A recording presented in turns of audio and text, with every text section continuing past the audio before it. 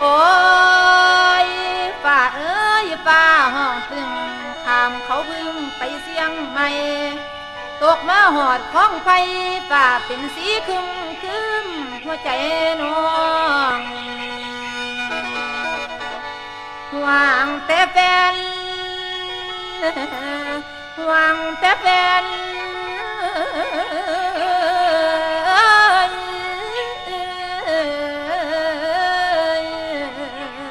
โอ้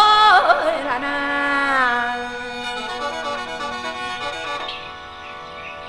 อันนี้ล่ะพ่อแม่เอ๋ย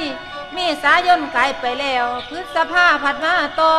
ฝนตกลงจากจนใบหญ้ากระปงมาพวกชาวนาก็เตรียมไว้ทั้งไถกับขาดกันเสือกไว้สิไถดันละหุดหน้าฟังเสียงจ่าคนเฒ่าสวยหอดมืออื่นพอเฒ่าจำ